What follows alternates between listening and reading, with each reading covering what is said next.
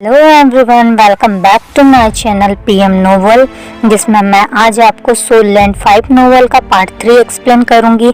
अगर आप मेरे चैनल पर नए हैं तो सब्सक्राइब कर ले और आगे बेल आइकन दबा दे, जिससे आगे आने वाली वीडियो आपको टाइम से मिल सके।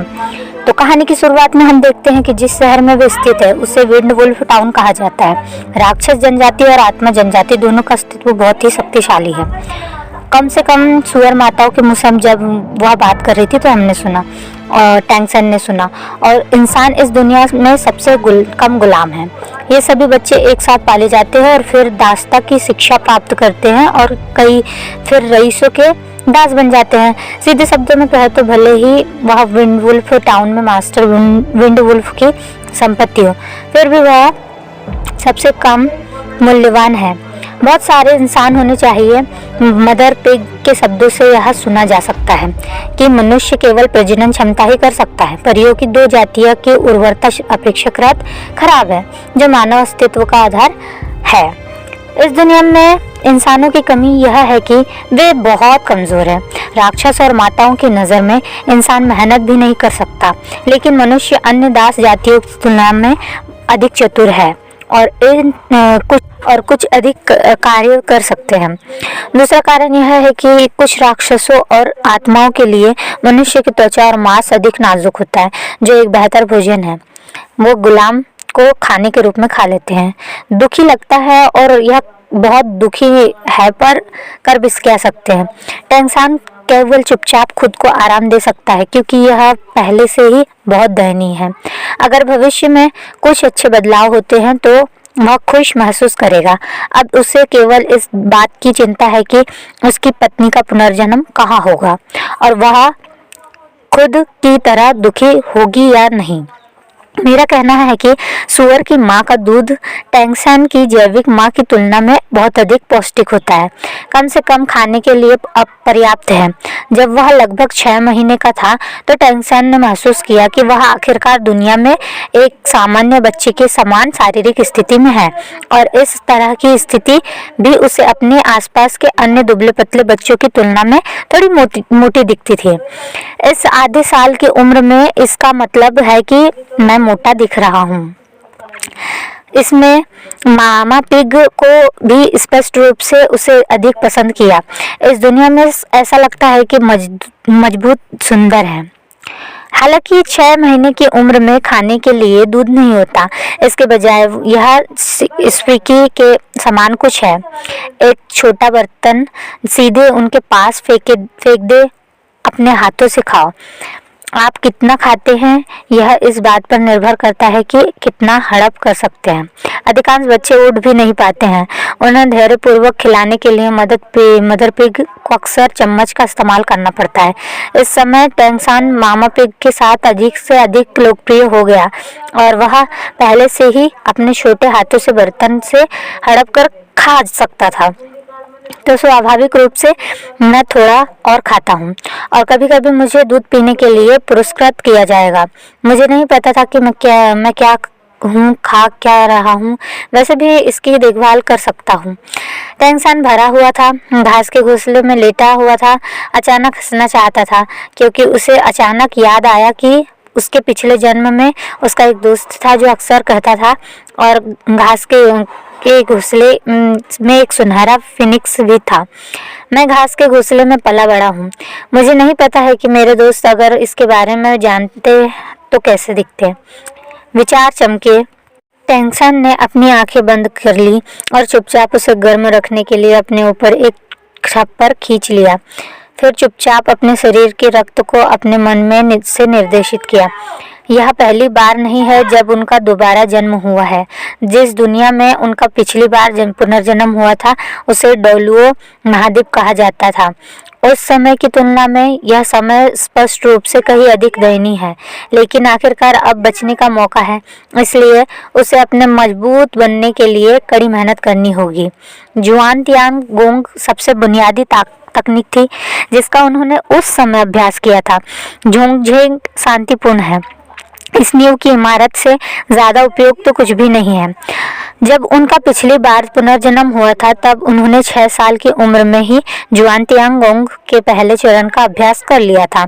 इस प्रकार राजा की बाद की उपलब्धि की नींव रखी और इस जीवन में जुआनतियांगोंग के बारे में उनकी समझ स्पष्ट रूप से उनके पुनर्जन्म के समय की तुलना में अधिक गहरी नहीं है। एकमात्र समस्या यह है कि यह शरीर बहुत कमज़ोर है और थोड़ा ही आ सकता है। आधा साल का शरीर वास्तव में वह बहुत कुछ नहीं कर सकता है और वह पुनर्जन्म के कारण कुछ भी खेती नहीं कर पाएगा। यहाँ तक कि एक बच्चे के रूप में भी युवा शरीर में मेरिडियन अभी तक अच्छी तरह से विकसित नहीं हुए हैं। भले ही वह जुआनतियांगोंग हो, वह वास्तव में कार्य नहीं कर सकता है।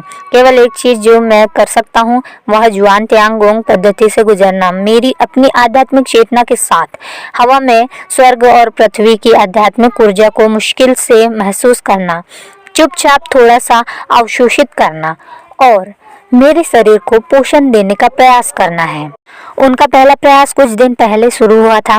वह आधा साल का है और उसका शरीर ठीक है। हालांकि वह मजबूत नहीं है, लेकिन यह वह समय नहीं है जब वह किसी भी समय कमजोर होने पर जीवन और मृत्यु की परीक्षा का सामना कर रहा हो।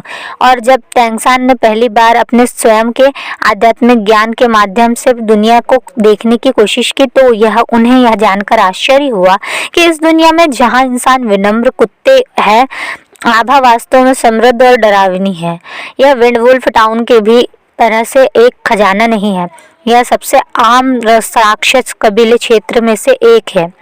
लेकिन जब वह दुनिया को देखता है तो उसे स्पष्ट रूप से लगता है कि यहाँ की आभा बेहद समृद्ध और शुद्ध है। यह डोलुओ महाद्वीप की तुलना में बहुत समृद्ध है, जहाँ वह पहली बार पुनर्जन्म लेते समय था। उन्हें यकीन नहीं हो रहा था, भले ही विकास के बाद डोलुओ जिंग की इतनी मजबूत आभा थी। प्रलोभन से पहले वह अपने दिल में उलझा हुआ था और चिंतित था। सबसे अधिक चिंता की यह बात थी कि यह कानून के अंत का युग है, जिसमें थोड़ी सी भी आभा और जीवन शक्ति नहीं है। तथाकथित चतुर महिलाएं बिना चावल के खाना नहीं बना सकती।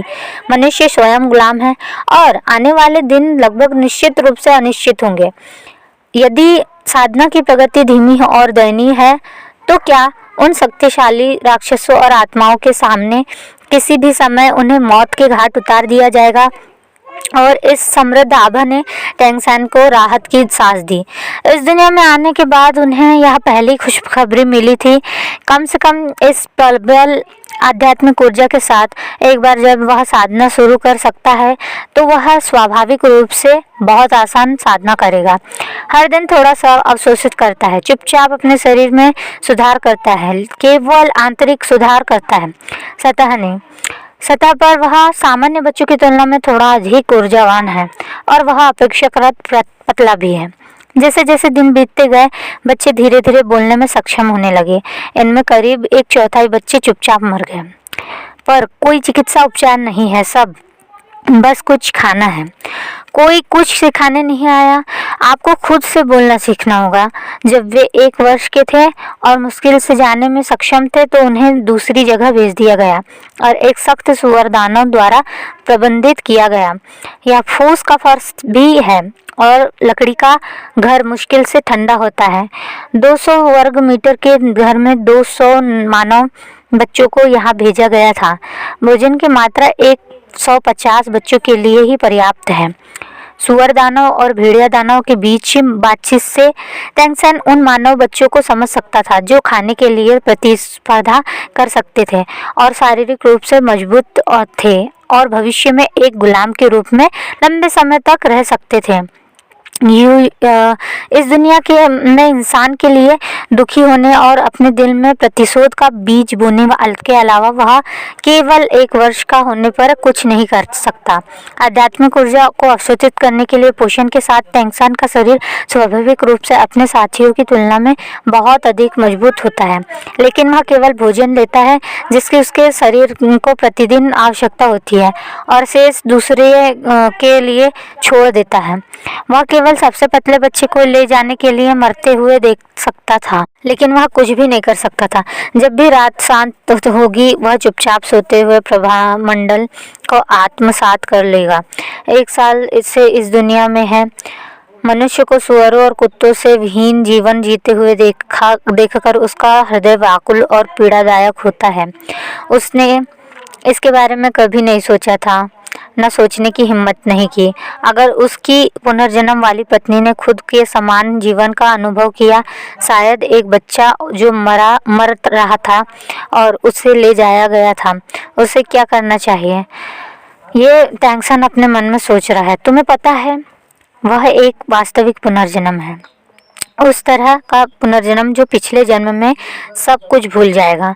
जब भी उसने इस बारे में सोचा तो वह अपने दिल में दुनिया के लिए एक मजबूत क्रोध जोड़ने में मदद नहीं कर सका। क्यों इस दुनिया में इंसान इतना कमज़ोर है? जियोवू, तुम कहाँ हो? वह वास्तव में खुद को बड़ा करना चाहता है और जल्दी से मजबूत बनना चाहता है। उस स्थिति में वह अपने स्वयं के जियोवू को खोजने में सक्षम होगा। वह जीवित होनी चाहिए, निश्चित रूप से अच्छा जिएंगे। सो गाइज़, आपको मेरी एक्सप्लेनेशन पसंद आई हो तो लाइक ज़रूर करना। अब कल आगे की वीडियो को सुनने के लिए आगे का पार्ट मैं आपको कल एक्सप्लेन करूँगी, तो सब्सक्राइब कर लेना। Bye bye, good bye, take care.